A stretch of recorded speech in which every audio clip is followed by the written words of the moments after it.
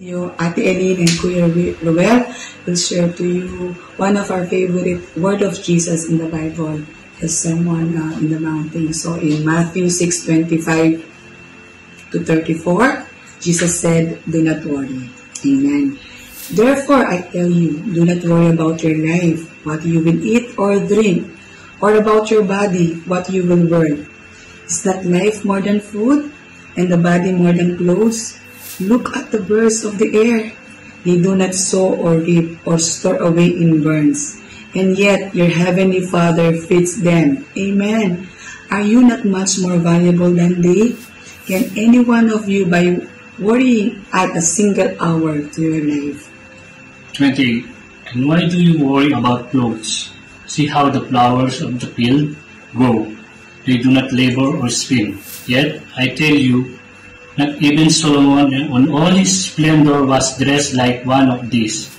If that is how God clothes the grass of the field, which is here today and tomorrow is thrown into the fire, will he not much clothe you? You of little faith. So do not worry, Amen. saying, "What shall we eat? Or what shall we drink? Or what shall we wear?"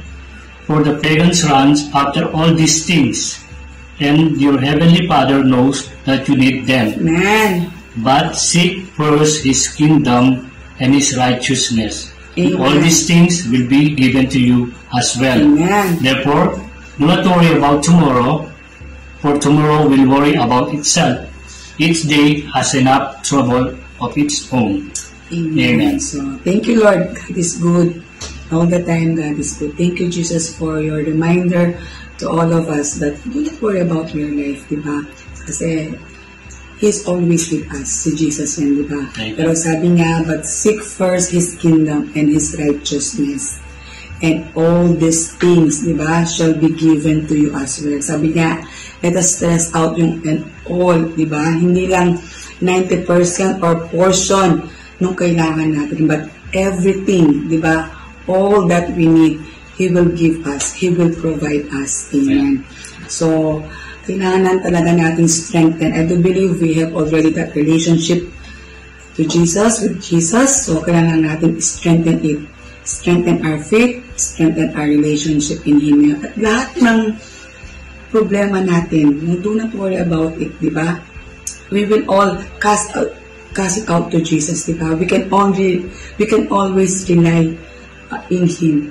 He is the one and only solution, no? Sabi nga nila, if we have any problems or when we are in troubles, let Jesus will be our first solution. Hindi yun yung last resort natin. Amen? Because He is always faithful to us to help us. Kaya, I encourage everyone po that, yes, we have already that relationship, or we can start a relationship with Jesus right now, and let us strengthen it. I-build natin yung relationship natin sa Kanya. And then sabi niya, kapatid, do not worry about your life. Diba? Amen. But seek me first. Seek Jesus first in our lives. Make Him a priority. Amen. Hallelujah. Everything we need. Ano ba yan? Tuition fee ba yan? Pangbayad ba yan ng mga bills? Diba?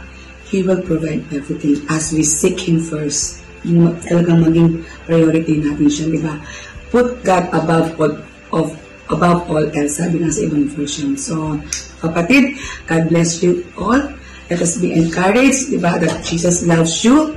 Seek Him first in our lives, and He will take care of us. Amen. God bless everyone.